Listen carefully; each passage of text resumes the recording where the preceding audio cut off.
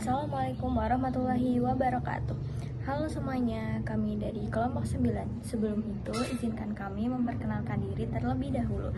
Saya Farah Mardiana Sani dengan NIM 2310111109. Halo semuanya, perkenalkan nama saya Nairul Iza dengan NIM 231010111126. Perkenalkan, nama saya Windy Dwi Widya Salva dengan NIM 2310111137. Perkenalkan, nama saya Adhana Bila Sintarini dengan NIM 2310111154. Di sini kami akan membahas perjalanan masa pemerintahan Indonesia dari Presiden Soeharto hingga Presiden Prabowo. Saya akan menjelaskan masa pemerintahan Presiden Soeharto dari 1967 sampai 1998. Jadi pada masa pemerintahan Presiden Soeharto yang dikenal sebagai Orde Baru ditandai dengan berbagai kebijakan dan undang-undang yang berfokus pada stabilisasi ekonomi dan pembangunan. Kebijakan seperti Paket Oktober 1966 dan Undang-Undang Nomor 1 Tahun 1967 tentang penanaman modal bertujuan untuk menarik investasi dan mendorong pertumbuhan ekonomi. Secara positif, masa ini mengalami pertumbuhan ekonomi yang signifikan dengan inflasi yang relatif terkendali pada awalnya, namun kebijakan yang terpusat dan korupsi yang meluas menjadi masalah menyebabkan ketimpangan sosial dan krisis ekonomi pada akhir masa pemerintahannya. Untuk kebijakan dan undang-undang pada masa Presiden Soeharto itu, yang pertama ada Paket Oktober 1966 yang berfokus pada stabilisasi dan rehabilitasi ekonomi. Kemudian kebijakan dikontrol untuk merombak sistem ekonomi yang sebelumnya terpusat dan mendorong sektor swasta dan investasi asing. Yang kedua ada Undang-Undang Nomor 1 Tahun 1967 tentang penanaman modal, yaitu mempermudah investasi asing di Indonesia dan memberikan insentif bagi investor untuk berinvestasi di berbagai sektor. Kemudian yang ketiga ada kebijakan pembangunan 5 tahun atau Repelita, yaitu program pembangunan yang dirancang untuk meningkatkan infrastruktur dan sektor ekonomi serta meningkatkan akses pendidikan dan kesehatan. Yang kemudian kebijakan pertanian, yaitu program intensifikasi pertanian untuk meningkatkan produksi pangan serta pemberian subsidi dan dukungan bagi petani. Pada masa pemerintahan Soeharto terdapat dampak positifnya. Yang pertama yaitu pertumbuhan ekonomi. Pertumbuhan ekonomi yang pesat dengan rata-rata pertumbuhan di atas 6% per tahun dan pembangunan infrastruktur yang signifikan termasuk jalan, jembatan, dan fasilitas publik. Kemudian ada stabilitas inflasi. Inflasi yang relatif terkendali pada masa awal pemerintahannya memberikan rasa aman bagi masyarakat dan investor. Kemudian ada peningkatan kualitas hidup, akses yang lebih baik terhadap pendidikan dan layanan kesehatan bagi sebagian besar masyarakat. Selain ada dampak positif pada masa pemerintahannya, juga terdapat dampak negatif, yaitu yang pertama ketimpangan sosial, yaitu munculnya kesenjangan antara kaya dan miskin dengan sebagian besar kekayaan terakumulasi pada segelintir orang. Kemudian korupsi dan penyalahgunaan kekuasaan. Korupsi yang meluas di kalangan pejabat pemerintah dan pengusaha menghambat pertumbuhan yang berkelanjutan. Kemudian krisis ekonomi akhir 1990-an. Jadi krisis moneter yang terjadi pada tahun 1997 sampai 1998 yang menyebabkan resesi dan dampak sosial yang besar.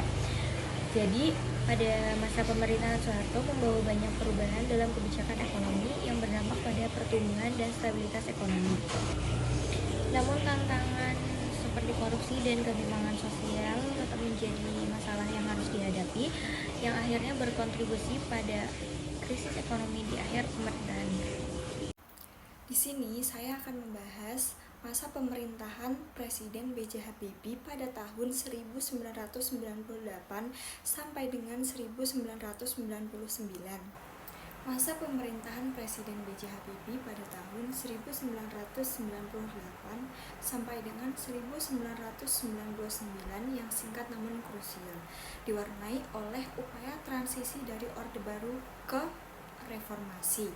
Berikut ringkasan poin-poin pentingnya. Kebijakan utama ada demokratisasi. Yang pertama, kebebasan pers melalui pencabutan pembatasan dan UU Pers nomor 40/1999. Yang kedua, ada reformasi politik dengan UU anti korupsi nomor 31/1999, otonomi daerah, UU nomor 22/1999 dan UU nomor 25/1999 dan revisi UU Pemilu. Yang selanjutnya ada ekonomi. Yang pertama, kerjasama dengan IMF dan reformasi sektor perbankan. Yang kedua, ada pembentukan BPPN untuk menangani bank bermasalah. Yang selanjutnya ada politik luar negeri. Yang pertama, referendum Timor Timur yang berujung pada kemerdekaan. Yang selanjutnya ada dampak positif dan negatif. Dampak positif yang pertama, demokrasi yang lebih terbuka. Yang kedua, pemulihan ekonomi bertahap. Yang ketiga, desentralisasi pemerintahan. Yang keempat, pemilu pada tahun 1999 yang demokratis. Yang selanjutnya ada dampak negatif. Dampak negatif yang pertama yaitu lepasnya Timor Timur, yang kedua ketidakstabilan politik, yang ketiga konflik sosial dan keamanan, yang keempat pemulihan ekonomi yang belum menyeluruh. Yang selanjutnya ada ekonomi. Yang pertama, pertumbuhan ekonomi pada tahun 1998 di angka minus 13,13% menjadi 0,79% pada tahun 1999. Yang kedua ada inflasi. Pada tahun 1998 di angka 77,63% menjadi 2,1% pada tahun 1999. Nah, pada masa Presiden Habibie menjadi pondasi penting bagi demokrasi Indonesia, meski diwarnai beberapa tantangan besar. Nah, yang selanjutnya ada masa pemerintahan Presiden Abdurrahman Wahid atau yang sering dikenal dengan Gus Dur pada tahun 1999 sampai dengan 2001 yang ditandai dengan upaya reformasi politik dan sosial yang signifikan, namun juga diwarnai ketidakstabilan politik dan ekonomi. Nah, berikut ada beberapa ringkasan poin-poin pentingnya. Kebijakan utama meliputi reformasi politik dan demokrasi, yaitu pembubaran Departemen Penerangan dan Sosial. Yang kedua ada implementasi otonomi daerah melalui UU nomor 22/1999 dan UU nomor 25/1999. Yang selanjutnya ada toleransi HAM, yaitu pencabutan larangan aktivitas politik Tionghoa dan pengakuan Imlek. Yang kedua ada upaya rekonsiliasi dengan berbagai kelompok agama. Yang selanjutnya ada keamanan nasional, yaitu dialog dengan GAM di Aceh. Yang kedua ada pengakuan Papua. Yang selanjutnya ada ekonomi, yaitu melanjutkan kerjasama dengan IMF. Yang kedua ada privatisasi BUMN. Yang ketiga ada mempertahankan subsidi BUMN dan sembako. Yang selanjutnya ada dampak positif dan negatif. Dampak positifnya yaitu yang pertama ada penguatan demokrasi dan kebebasan pers. Yang kedua ada desentralisasi melalui otonomi daerah. Yang ketiga ada rekonsiliasi sosial dan pengakuan hak minoritas. Yang keempat ada upaya perdamaian di daerah konflik. Yang selanjutnya ada dampak negatif. Dampak negatif yang pertama yaitu ketidakstabilan politik akibat kebijakan kontroversial. Yang kedua ada krisis kepercayaan investor.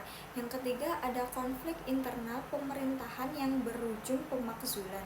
Yang keempat ada ketidakpastian dalam reformasi ekonomi. Nah, yang terakhir ada pertumbuhan ekonomi yang pada tahun 2000 di angka 4,9% dan 3,3% pada tahun 2001. Selanjutnya ada inflasi.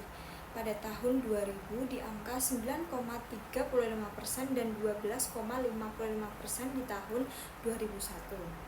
Masa pemerintahan Gus Dur meninggalkan warisan penting dalam penguatan demokrasi dan toleransi, meski diakhiri dengan kontroversi dan ketidakstabilan. Masa Presiden Megawati Soekarnoputri tahun 2001 sampai 2004. Megawati menjabat sebagai presiden setelah Presiden Abdurrahman Wahid. Gus Dur diselenggarakan oleh MPR pada 23 Juli 2001. Kebijakan dan undang-undang penting. 1. Undang-Undang Otonomi Daerah. Undang-Undang Nomor 22 Tahun 1999 dan Undang-Undang Nomor 25 Tahun 1999 yang berbunyi implementasi otonomi daerah semakin diperluas, tetapi masih banyak kendala dalam pelaksanaannya seperti korupsi di daerah dan lemahnya kapasitas pemerintahan daerah.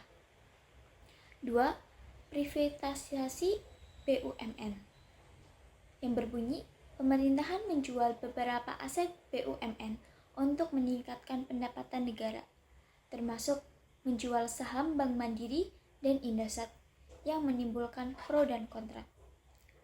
Yang ketiga, penyelesaian krisis perbankan.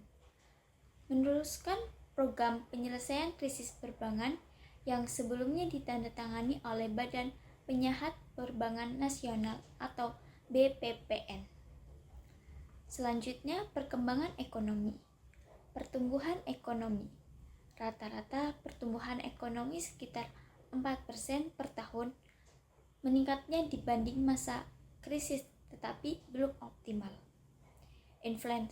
Inflasi cukup tinggi, sekitaran antara 6-10% per tahun.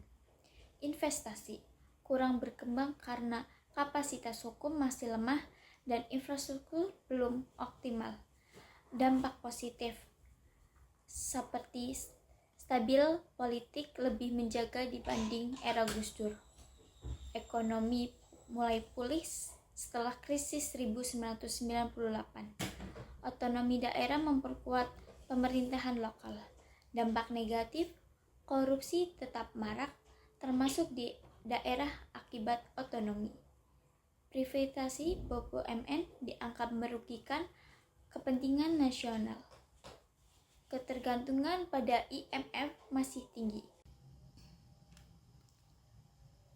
Masa Presiden Susilo Bambang Yudhoyono (SBY) tahun 2004 sampai 2014. SBY menjabat selama 2 periode, yaitu 2004 sampai 2009 dan 2009 sampai 2014, dengan fokus pada stabilitas ekonomi dan demokratisasi.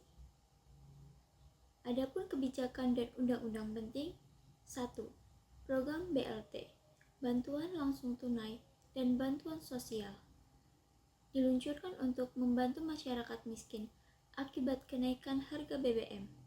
2. Undang-undang anti korupsi dan KPK, penguatan Komisi Pemberantasan Korupsi (KPK) yang aktif mengenai kasus besar seperti korupsi BLBI dan suap politik.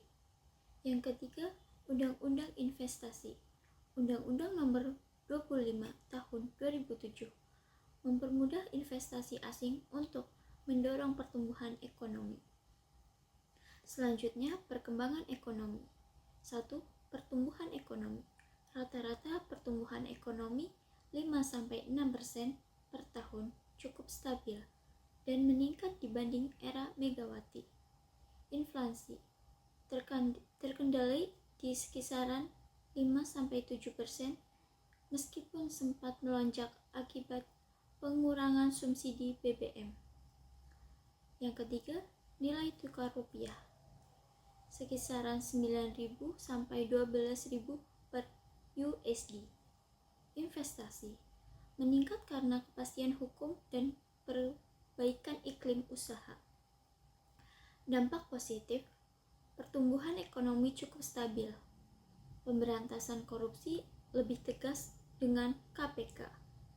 Infrastruktur dan investasi berkembang pesat. Dampak negatif, ketergantungan pada utang luar negeri masih tinggi. Reformasi subsidi BBM memicu demokratisasi dan keterstabilitasan sosial. Selanjutnya, kasus korupsi tetap marak di kalangan pejabat tinggi. Di sini saya mau menceritakan sejarah dari Presiden Joko Widodo dan juga Prabowo Subianto. Pada masa pemerintahan Joko Widodo pada tahun 2014 sampai dengan 2024, Joko Widodo menjabat sebagai Presiden Indonesia selama 2 periode dengan fokus pada pembangunan infrastruktur dan reformasi ekonomi. Kebijakan dan undang-undang penting pada masa pemerintahan Bapak Joko Widodo, yang pertama ada UU KPK pada tahun 2019, revisi UU KPK yang menempatkan KPK di bawah eksekutif, membentuk Dewan Pengawas dan mewajibkan izin penyadapan. Menuai kritik karena dianggap melemahkan KPK. Yang kedua ada UU Cipta Kerja pada tahun 2020 bertujuan meningkatkan investasi dengan menyederhanakan regulasi, namun mendapat protes karena dinilai merugikan pekerja dan lingkungan. Yang ketiga ada UU Ibu Kota Negara pada tahun 2022 mengatur pemindahan ibu kota ke Nusantara di Kalimantan Timur untuk mengurangi beban Jakarta dan pemerataan pembangunan. Yang keempat ada UU KUHP pada tahun 2023 menggantikan KUHP kolonial dengan aturan baru yang mencakup 624 pasal mulai berlaku pada tahun 2026. Yang kelima ada UU PPSK pada tahun 2023 Omnibus Law di sektor keuangan untuk memperkuat sistem keuangan nasional. Tentunya di era Bapak Presiden Joko Widodo mempunyai perkembangan ekonomi dan inflasi, yaitu pertumbuhan ekonomi rata-rata 5% dengan inflasi turun dari 8-9% menjadi sekitar 3% pada 2015 sampai dengan 2016. Fokus utama pada pembangunan infrastruktur besar-besar seperti jalan tol, pelabuhan, bandara untuk meningkatkan konektivitas pada investasi. Tentunya mempunyai dampak positif dan juga negatifnya.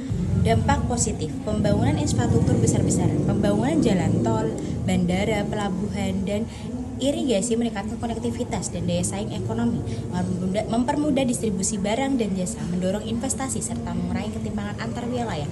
Kedua, ada stabilitas ekonomi dan inflasi terkendali, pertumbuhan ekonomi stabil di kisaran 5%, inflasi turun dari 8-9% menjadi sekitar 3%, menjaga daya beli masyarakat. Nomor 3 ada reformasi regulasi untuk investasi. UU Cipta Kerja mempermudah perizinan usaha dan menarik investor asing, meningkatkan penciptaan lapangan kerja.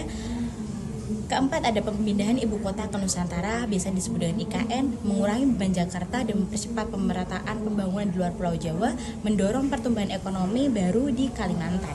Dampak negatifnya ada utang negara meningkat, pembangunan infrastruktur yang masif menyebabkan peningkatan utang negara hingga lebih dari 700 triliun pada 2023. Yang kedua ada ketimpangan sosial dan ekonomi. Pembangunan lebih banyak terfokus di Jawa dan kota-kota besar. Sektor informal dan UMKM masih menghadapi kesulitan bersaing dengan perusahaan besar. Ketiga ada kontroversi UU Cipta Kerja mengurangi perlindungan tenaga kerja seperti penghapusan upah minimum sektoral dan fleksibilitas kontrak kerja. Protes besar dari buruh dan aktivis lingkungan karena aturan dianggap pro investor dan mengabaikan hak pekerja serta lingkungan. Yang keempat ada korupsi dan pelemahan KPK. Revisi UU KPK dinilai mengurangi independensi lembaga anti rasuah sehingga upaya pemberantasan korupsi melemah. Ini adalah sejarah dari Presiden Joko Widodo mulai dari 2014 sampai dengan 2024. Untuk selanjutnya adalah sejarah Bapak Presiden Prabowo Subianto. Pemerintahan Presiden Prabowo Subianto pada tahun 2024 sampai dengan sekarang. Sejak menjabat pada Oktober 2024, Presiden Prabowo Subianto telah menerapkan berbagai kebijakan untuk mempercepat pertumbuhan ekonomi, menjaga stabilitas inflasi, serta meningkatkan kesejahteraan masyarakat. Berikut adalah kebijakan utama, dampak positif dan negatifnya, serta kondisi ekonomi saat ini. Kebijakan dan undang-undang utama yang pertama ada kenaikan pajak pertambahan nilai PPN menjadi 12% pada tahun 2025. Tujuannya untuk meningkatkan penerimaan pajak untuk membiayai program pemerintah. Dampak positifnya, pendapatan negara meningkat membantu pengelolaan inflasi. Dampak negatifnya, harga barang dan jasa naik berpotensi menekan daya beli masyarakat. Yang kedua ada kewajiban penyimpanan devisa hasil ekspor sumber daya alam atau DHESDA di dalam negeri pada tahun 2025, tujuan memperkuat cadangan devisa dan stabilitas rupiah. Dampak positifnya mengurangi resiko depresiasi rupiah dan meningkatkan stabilitas ekonomi. Dampak negatifnya bisa menurunkan investasi asing karena aturan yang ketat bagi eksportir. Ketiga ada penghapusan piutang macet bagi UMKM pada tahun 2024, tujuan meningkatkan beban UMKM agar bisa bangkit dan berkembang. Dampak positifnya, UMKM dapat kesempatan baru untuk tumbuh. Dampak negatifnya berpotensi menciptakan moral hazard jika pelaku usaha merasa utang bisa dihapuskan di masa depan. Yang keempat, ada program makan bergizi gratis. Tujuannya menekankan angka malnutrisi dan meningkatkan kesehatan generasi muda. Dampak positifnya meningkatkan gizi anak-anak, mendorong produktivitas masa depan. Dampak negatif membutuhkan anggaran besar dan tantangan dalam distribusi yang merata. Perkembangan ekonomi dan inflasi pada Presiden Prabowo Subianto. Deflasi Februari 2025, Indonesia mengalami deflasi sebesar 0,0% year on year, dipisu oleh turunnya harga pangan dan subsidi listrik. Inflasi inti meningkatkan ke 2,48%, menandakan stabilitas ekonomi dan terjaga meskipun ada deflasi sementara. Dampak positif, harga barang turun, daya beli masyarakat meningkat. Dampak negatifnya, jika deflasi berkelanjutan bisa menghambat pertumbuhan ekonomi karena perusahaan menunda investasi. Jadi pemerintahan Pak Prabowo Subianto fokus pada kebijakan fiskal yang ketat, stabilitas nilai tukar dan dukungan bagi UMKM serta masyarakat penghasilan rendah. Namun tantangan seperti potensi defisit anggaran dan risiko ketergantungan subsidi masih berlaku diatasi agar pertumbuhan ekonomi tetap berkelanjut. Nah, itu dia perjalanan masa pemerintahan Indonesia dari Presiden Soeharto hingga Presiden Prabowo. Semoga video ini bisa bikin kita lebih paham bagaimana pemerintahan berjalan di Indonesia. Sekian dari kelompok kami. Apabila terdapat informasi yang salah dan kurang, kami mohon maaf. Terima kasih. Wassalamualaikum warahmatullahi wabarakatuh.